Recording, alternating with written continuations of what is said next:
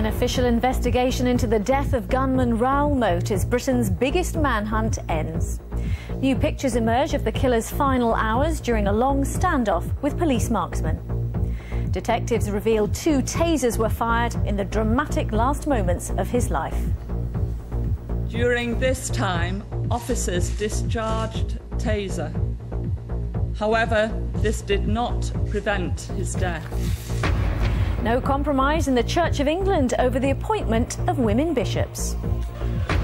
And good and bad news for British drivers ahead of tomorrow's Grand Prix.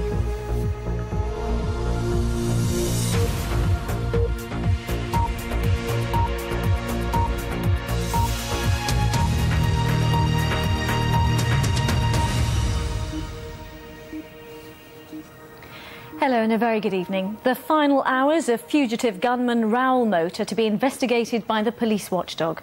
Detectives said it appears that Moat shot himself after a 6-hour standoff on a riverbank near Rothbury. Police revealed that taser stun guns were fired early this morning while attempts were being made to persuade him to give himself up. Greg Wood's report contains some dramatic images. This is Raoul Moat in the hours before his death, sitting on a riverbank. After he shot himself, paramedics tended him on the spot, but he died later in hospital. The footage was exclusively revealed by a Sunday newspaper. Today, police conducted an inch-by-inch search of the site where Raoul Moat ended his life, a white tent covering the exact spot. It was on these stepping stones at 7 o'clock yesterday evening, in the heart of Rothbury, the police finally tracked down the man they'd been hunting for 7 days. Members of the public were in the area at the time. A local newsagent told us his son had been walking his dog by the river. He caught sight of someone in his eye to the right of him, who at first he just assumed was someone fishing. And as he walked further on, the guy came out from behind the bushes and he looked at him and thought, is this the guy everyone's looking for? And then he thought, yeah, it is the guy that people are looking for, so he turned and walked away from him. And within 20-30 seconds he was converged on by quite a large number of police with guns telling him just to run, run, run. During a 6-hour standoff, police negotiators urged Raoul Moat in the grey top to put down his gun. Local residents were close enough to hear Moat's words. I would say maybe he's a bit agitated by rubbing his face and what have you, the times I've observed him. But earlier on, he did, when the negotiators were talking to him, he actually said, one thing that sticks in my mind is, I haven't got a dad, he said. And he also said that nobody cares about me. Raoul Moat's family are coming to terms with his death. During the standoff, his uncle rang the police several times, but they never returned his calls. He said he had no family and he had no dad, and if I'd went up and he would have had somebody that loves him, and it would possibly have turned him that last little bit. Shortly after 1 o'clock this morning, shouts rang out from the riverbank. A shot was heard. Moat's self-inflicted wound proved fatal. Police officers were striving to persuade Mr. Moat to give himself up peacefully.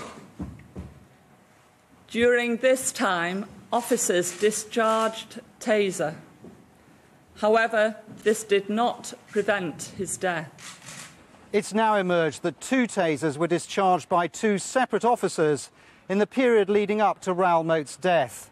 The use of tasers will be a key consideration of the independent inquiry into the way the police handled this whole operation.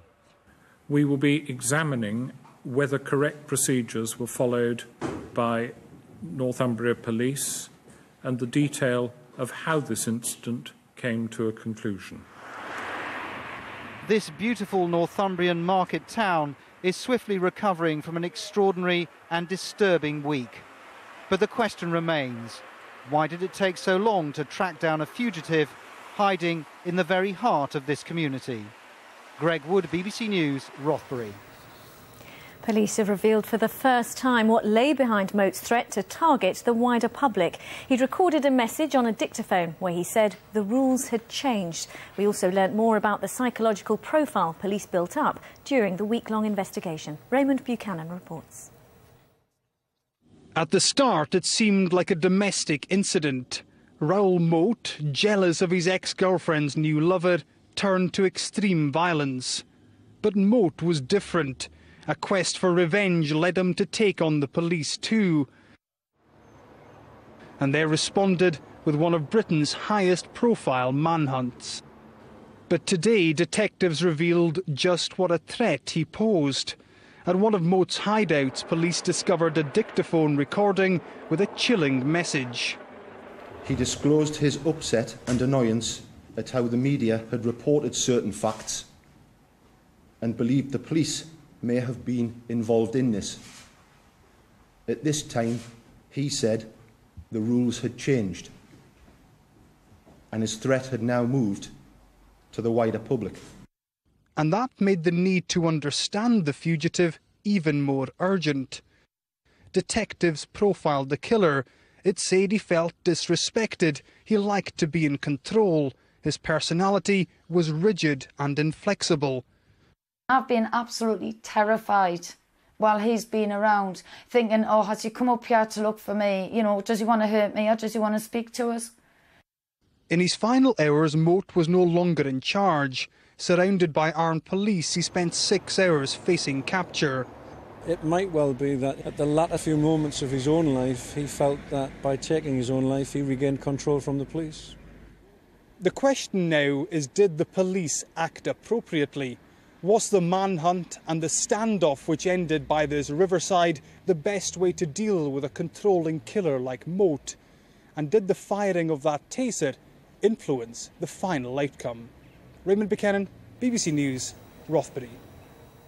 Let's go live now to Greg Wood in Rothbury. Greg, details are emerging about Raoul Moat's autopsy. What more can you tell us? Well, the BBC has learned that post-mortem results on Raoul Moat show that he died of gunshot wounds consistent with the weapon he was carrying.